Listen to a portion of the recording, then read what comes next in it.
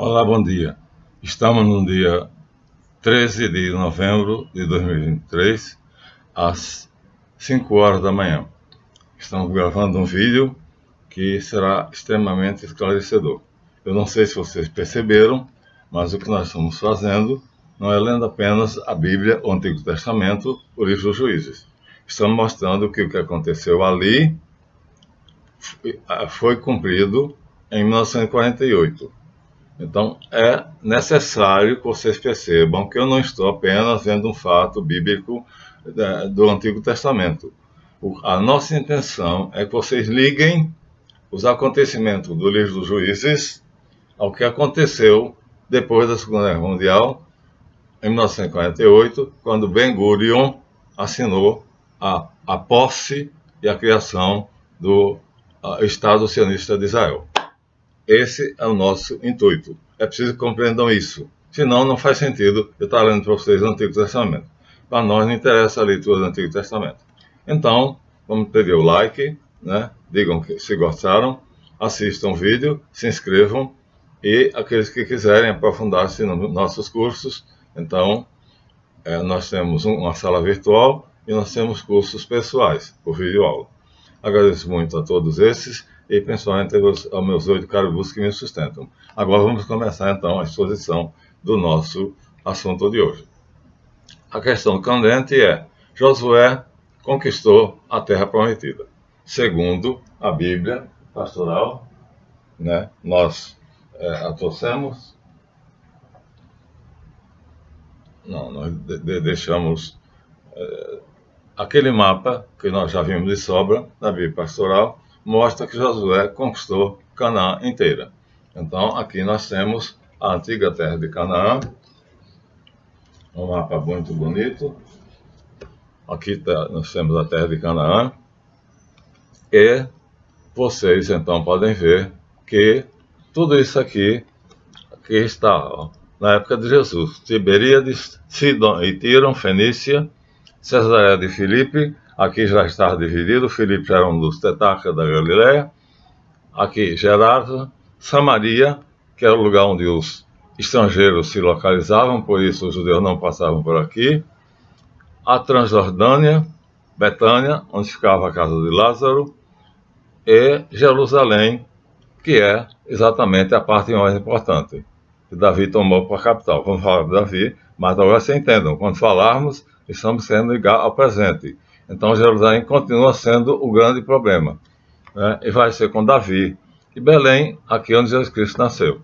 Então, estamos apenas mostrando a vocês que o que aconteceu no livro dos Juízes foi que, segundo a epopeia, o épico de Josué, então ele conquistou a terra.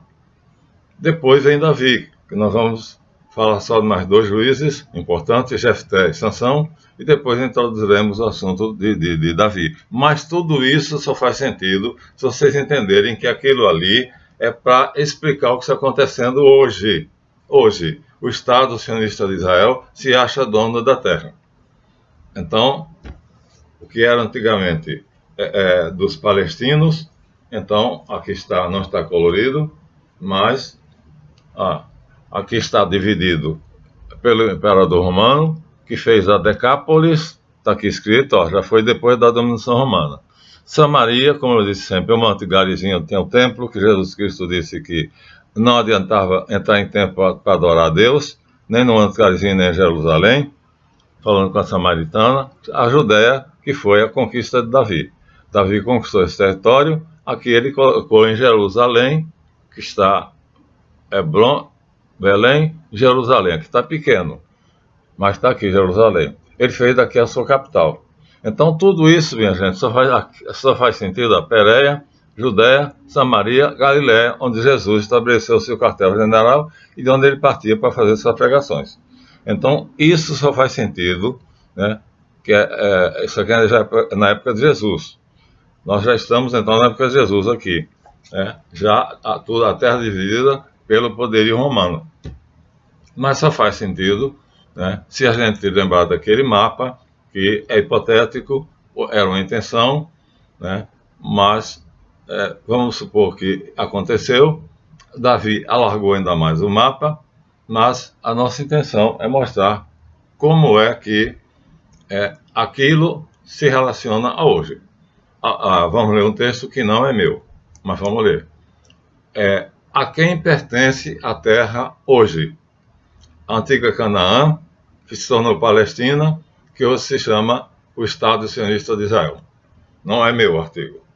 Deus deu a terra para o povo de Israel de forma incondicional. Logo antes da entrada do povo na terra prometida, o Senhor Javé explicou: não é por causa da sua justiça, nem da retidão de vocês que vocês conquistarão a terra deles, os pagãos, mas é por causa da maldade destas nações que eu, Javé, seu Deus, Elohim, as expulsarei de diante de vocês para cumprir a palavra que eu prometi a vocês sob juramento e aos seus antepassados Abraão, Isaque e Jacó. Está em Deuteronômio 9:5. Logo, os israelitas receberam a terra apenas porque Deus havia garantido aos patriarcas que daria ao seu descendente, mas eles iriam continuar na terra do Senhor somente se fossem fiéis. Os juízes mostram que o tempo todo eles quebram essa fidelidade. Eles terminam se juntando às prostitutas cananeias. Em Deuteronômio 28 e Levítico 26, Deus salientou as maldições que o povo iria sofrer, predizendo os cativeiros, caso quebrasse a aliança. Eles já vinham no cativeiro do Egito. Moisés libertou, durante 400 anos foi cativo no Egito, então já era uma maldição porque venderam José, o irmão mais novo.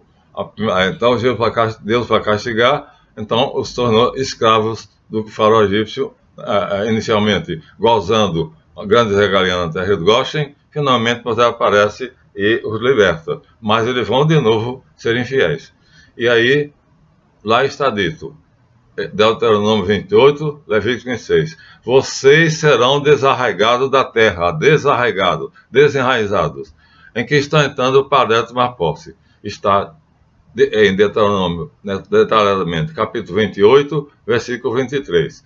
Eles desobedeceram o acordo que fizeram com Deus muitas vezes, e apesar da bondade enorme, finalmente o Senhor Javé concretizou as maldições contra a nação. E aí, cada vez que eram fiéis, perdiam a terra. A Assíria e a Babilônia terminaram levando em cativeiro. Isso nós vamos detalhar, porque é justamente depois de Salomão que a Assíria vai conquistar o reino do norte e a Babilônia, Caldeia, vai conquistar o reino do sul.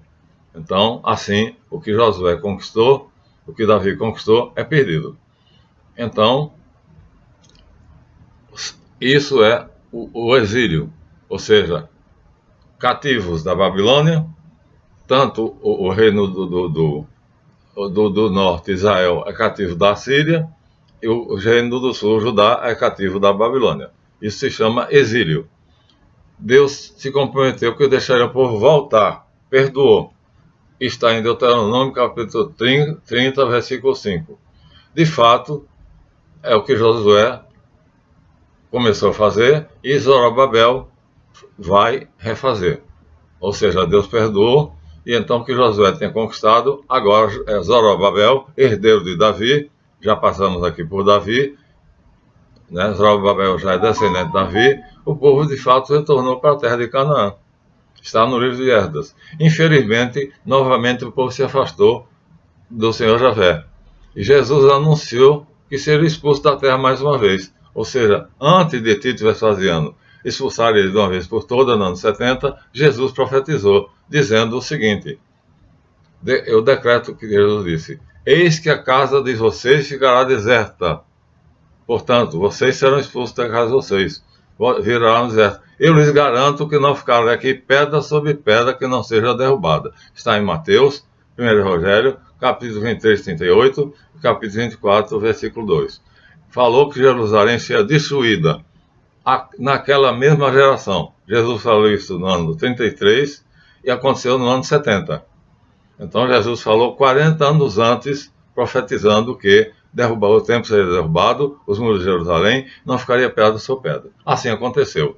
No ano 70 depois de Cristo, o general Tito, que era a filha adotiva de Vespasiano, com um exército romano enorme, conquistou e aniquilou a cidade de Jerusalém. Só deixou os samaritanos e aqueles que deu 2 dias para saírem entre esses estava o famoso Flávio Josefo, que escreveu Antiquitatis, e que Tito, que é a filha adotiva de Vespasiano, adotou.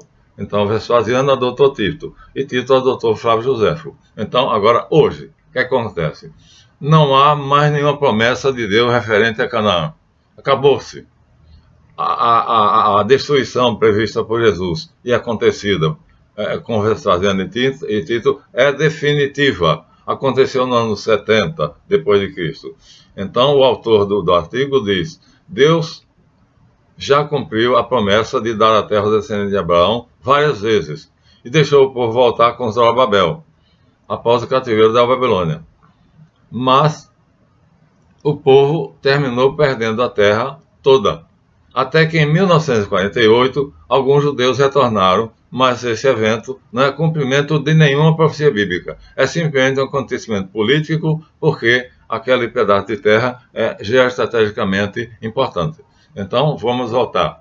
Em 1948, nós temos aqui Ben-Gurion, que é um líder israelense, no Museu de Tel Aviv. O livro é de Isaac Zexon, portanto é judeu, e mostra aqui, portanto, ó, a fotografia, isso é foto de Ben-Gurion, ele está aqui de cabeça baixa, careca, assinando a criação do Estado sionista de Israel. Mas isso, diz o autor, acontece em 1948 pelos judeus que retornaram, mas retornaram invadindo a terra. E esse evento não é cumprimento de nenhuma profecia bíblica. Quem quis que fosse, chama-se Theodor Herzl. Eu vou mostrar. Então, Theodor Herzl ressuscita a promessa, mas ela já não tem valor. E é simplesmente um acontecimento político. Está aqui Ben-Gurion assinando a criação do Estado sionista de Israel. Quem é que fez isso?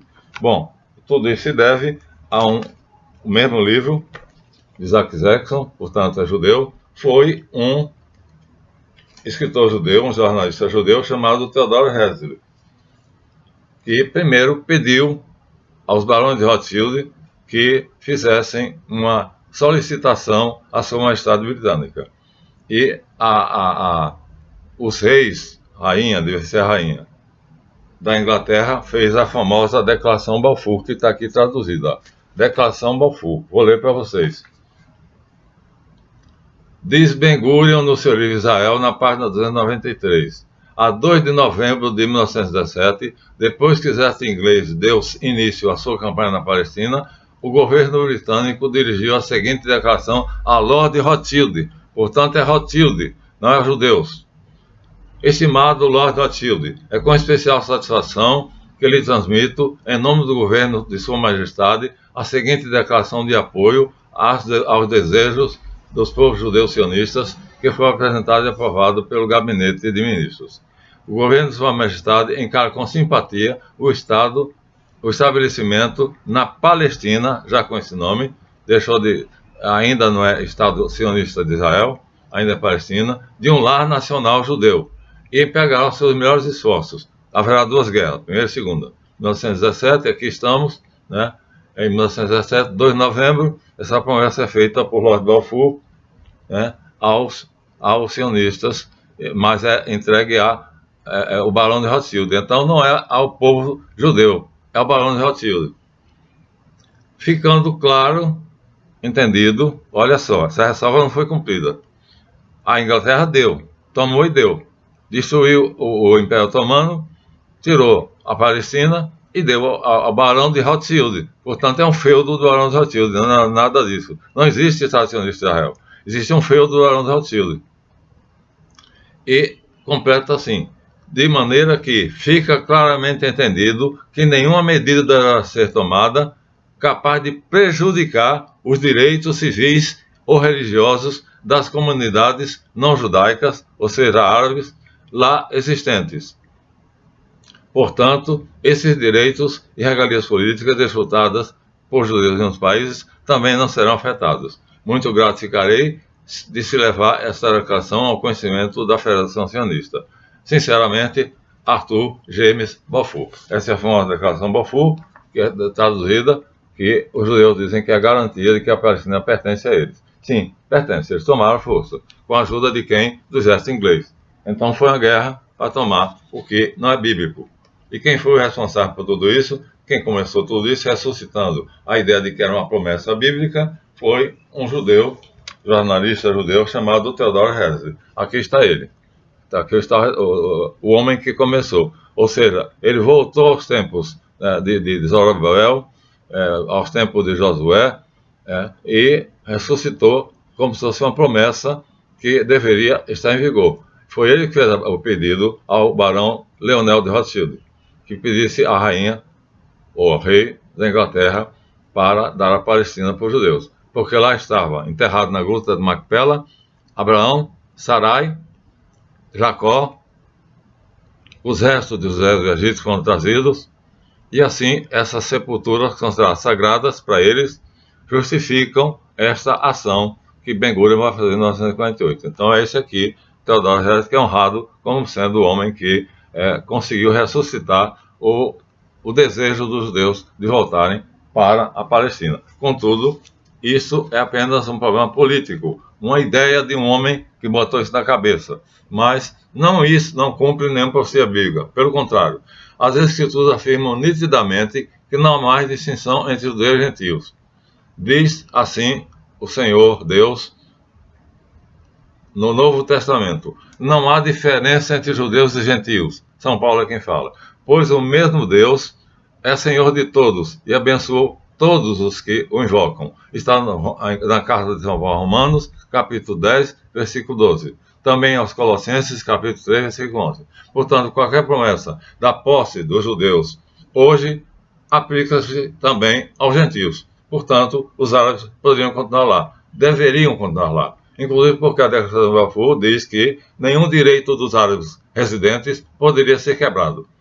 E a Declaração 181 da ONU diz que Israel só tem direito a 24% da terra. Nada disso foi respeitado. Portanto, hoje, tanto os judeus quanto os árabes devem viver em paz, porque essa seria a vontade de Deus, expressa por Cristo no Novo Testamento, pois todos os que são fiéis ao Senhor Deus são contados hoje como Israel. Então, Israel deixou de ser o nome de Jacó para ser, São Paulo diz, nós somos o Israel de Deus. Estende-se agora a todo mundo. Todos nós somos israelitas. Eu sou israelita hoje. Eu sou filho de Abraão hoje, diz Jesus Cristo. Porque não há judeu, nem grego, nem escravo, nem livre, nem homem, nem mulher, pois todos foram unidos em Cristo Jesus. Vocês são de Cristo, portanto, são descendentes de Abraão. Ora, a terra foi prometida à descendência de Abraão. E se são descendentes de Abraão, são herdeiros, segundo a promessa. Diz São Paulo em Gálatas, capítulo 3, versículo 28 e 29. Portanto, o Israel de Deus, hoje, inclui todos os servos de Deus, independentemente de nacionalidade. Portanto, árabes e de qualquer outro povo, poloneses, devem estar lá. Está em Gálatas, capítulo 6, versículo 16, e a Carta aos Romanos, capítulo 4, de 11 a 7. O propósito de Deus, na própria escolha de Abraão, foi justamente isso. Através do seu descendente, abençoar todas as famílias da terra. Está dito lá: por teu nome serão abençoadas todas as gerações. Todos os povos serão abençoados por teu nome. E pelo teu descendente, por Jesus. A eleição de Abraão, portanto, não foi destinada a favorecer a família dele, mas todo o povo do mundo. Os profetas do Velho Testamento indicaram que haveria uma época em que os judeus e gentios seriam indistinguíveis. Então eles vão se unir. Essa guerra deveria terminar em paz. O Senhor Deus dos Exércitos abençoará, dizendo: bendito seja o Egito. Então, o Egito está lutando contra Israel, porque Israel, o Egito quer mandar ajuda humanitária para o povo de Gaza, e o Netanyahu não deixa. Mas aqui está, ó, em Isaías 19, 25, é profecia, e 19, 16 a 25. Egito é o meu povo, a Síria é a obra do meu irmão, Israel é minha herança, todos são Israel. Então, finalmente, vamos à objeção final. Algumas pessoas, a começar exatamente pelo judeu sionista Theodor Herzl, que foi quem ressuscitou a promessa de Abraão, que toda a terra seria apenas dos descendentes carnais de Abraão, está errada. Está errada. Isso é anacronismo. Então, do ano 70, quando foi expulso, até 1948, ficaram fora, longe da terra. Então perderam o direito, até porque a terra foi prometida não a Israel como pessoa, mas como uma figura de todos aqueles que fossem, vamos dizer assim, que cultuassem o Deus verdadeiro. Jesus Cristo deixa isso claro. Portanto, a antiga Canaã, onde agora vocês são estrangeiros, darei como propriedade perpétua, não só a você, mas a todos os seus descendentes. E Jesus disse que nós somos descendentes de Abraão. Serei o Deus deles. Está em Gênesis 17:8. A noção de perpetuidade da possessão da terra que Theodor Herzl assumiu, levou algumas pessoas, né, Theodor Herzl, partido sionista, a concluir que o judeu tem direito a essa terra. Hoje, porém, a palavra perpétua no Antigo Testamento não significa nunca. Se fosse assim, os anos que ela ficou fora da terra, no exílio intervalo, não aconteceria. Seria uma relação, porque perpétuo, então, enquanto eles ficaram 70 anos na Babilônia, então não foi perpétuo, né? Em hebraico, na verdade, perpétuo quer dizer por um bom tempo. Note que a circuncisão também, quando é feita entre Bereshit e Milá, é dito que é perpétua. Gênesis 17, capítulo, versículo 13. Mas sabemos que hoje a circuncisão não tem mais nada a ver com o nosso relacionamento com Deus. Está em Gálatas, capítulo 5, de 1 a 4 e 6, 15. Também o sábado, que foi dado por Deus como aliança perpétua, como está em Êxodo, capítulo 31, versículo 16. Hoje, o sábado, nem a Berit Milá, não faz parte das nossas obrigações perante o Senhor Deus. É o domingo, mas quem quiser cultivar o sábado, continua. Então, os judeus radicais continuam no sábado, mas Jesus Cristo disse que agora não era mais, isso não valia mais. Isso era uma figura. Está em Colossenses, capítulo 2, 16 e 17. O sacerdócio levítico é um sacerdócio perpétuo, está escrito em Números 25, 13. Perpétuo. Mas o sacerdócio hoje está mudado, porque os padres, os pastores evangélicos, né, os ayatollah do muçulmanos, todos também são sacerdotes. Logo, não estava se falando aqui, né, do sacerdócio aronítico levítico. Por quê? Por meio do sacerdócio levítico, segundo Hebreus 7, de 11 a 12, a ideia de perpetuidade no Velho Testamento se limitava a uma continuidade apenas naquela época. Outras pessoas notam as profecias que dizem: o povo de Deus viverá na terra para sempre.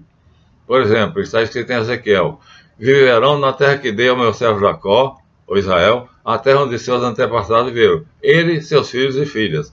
De seus filhos viverão ali para sempre, e meu servo Davi será o líder para sempre. Ora, Davi morreu, logo não seria Davi líder para sempre. Então, por aí está claro, minha gente. Só um idiota perceberá, quando Ezequiel diz no capítulo 37, 25, que Davi, servo de Deus, será o líder do povo judeu para sempre, e na terra de Canaã, para sempre quer dizer que ele seria eterno, não morreria. Está se vendo aqui a Jesus, que morreu e ressuscitou.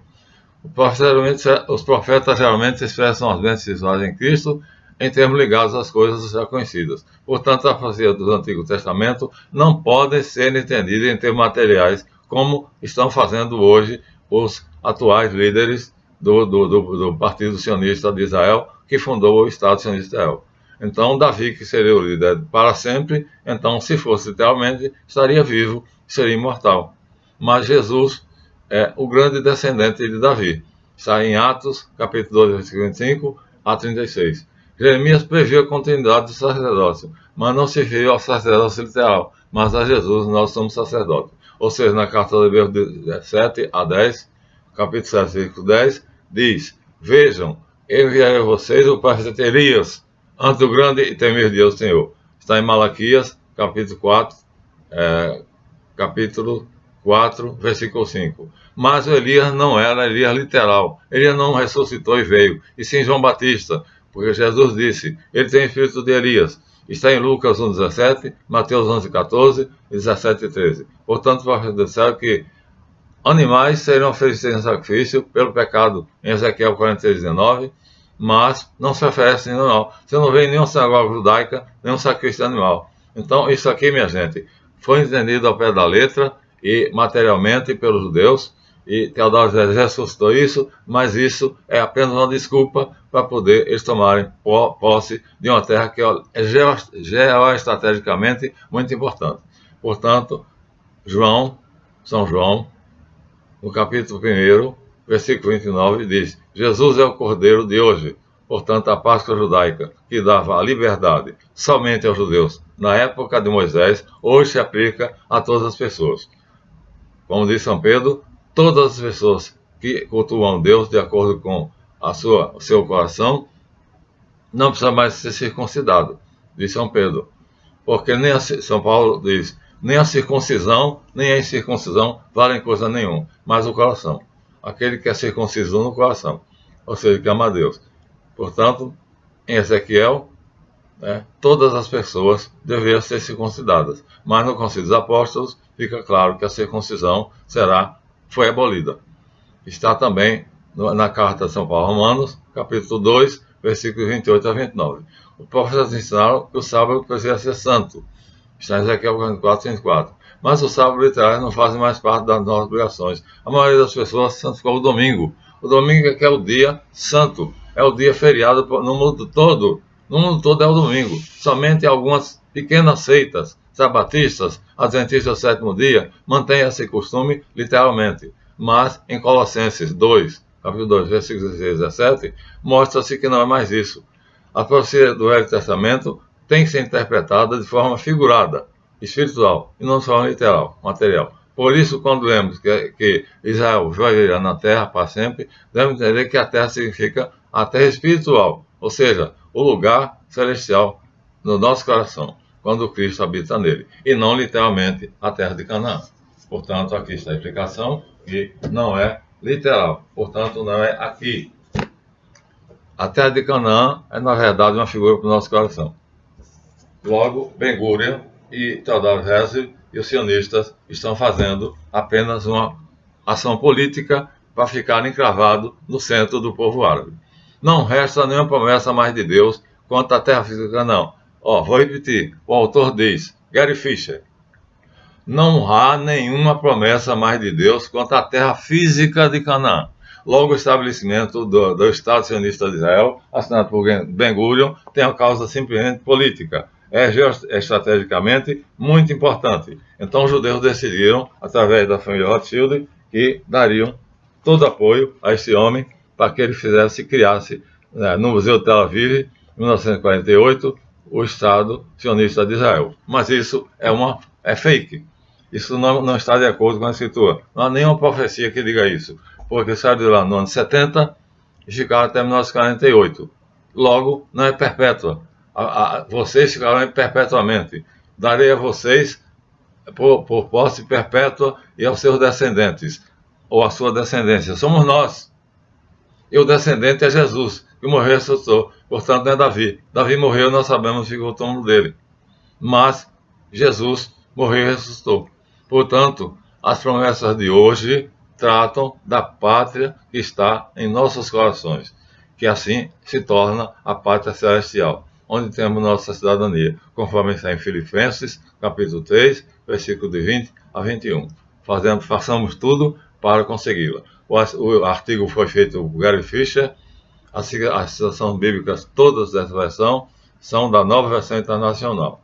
Então, aqui está o autor mostrando, no final de CD, Gary Fisher, portanto, é um evangélico, e eu não tenho ele não tem nenhum interesse. Logo, a ideia de Theodor Herzl é ressuscitar as promessas antigas, só que já morreram isso não existe mais, mas ele decide que sim, e ressuscita essas promessas. Está ele aqui, e ele é honrado no Estado de Israel. Quem vai lá tem que depositar uma coisa de fogo no túmulo dele. O túmulo dele é uma coisa maravilhosa, é um mausoléu luxuoso. Mas ficaram. Se fosse perpétua, jamais sairiam de lá. É verdade que sempre houve judeus na Palestina. O rabino Joel David Weiss disse: nós convivíamos em paz com os árabes até que os sionistas invadiram a Palestina, tomaram na força, expulsaram os palestinos e, descumprindo a resolução 181 da ONU, que só dava 24%, hoje são 90%, já conquistaram parte da faixa de Gaza. E desobedecendo a declaração Balfour, que diz nós faremos tudo para tomar do Império Otomano e dar ao Barão de Rothschild. É dele. Mas contanto que seja respeitado direitos civis, religiosos e políticos dos habitantes da terra e qualquer um possa viver ali. E também nenhum judeu que esteja em outra terra seja obrigado a ir morar em Israel. Pronto, está aí. Essa é a verdade e quem não aceitar é porque não quer. Está claro demais, não está? Assim, é por isso que eu estou ligando o Antigo Testamento a hoje, para que vocês vejam que o que vai acontecer lá vai se repetir, só que lá fazia sentido, porque eles entendiam literalmente. Hoje não faz sentido, porque Jesus Cristo diz que ele uniu, através do seu sacrifício, a cruz está ali, ó, lá da minha porta, através do sacrifício na cruz, o sangue dele, então derramado na terra, torna toda a terra posse dos descendentes de Abraão, através do poder que ele tem como Messias de Israel. Hoje já existe na Palestina, ou seja, no Estado de Israel, mais sinagogas de judeus messiânicos, ou seja, convertidos a Jesus Cristo, do que de judeus ortodoxos. Sabiam disso? Hoje, contaram-se estatisticamente, há mais sinagogas chefiadas por rabinos que são judeus messiânicos, ou seja, reconhecem Jesus como Messias, do que de judeus ortodoxos que consideram que Jesus não é o Messias. Pronto, terminaremos aqui. Boa oração, até a próxima.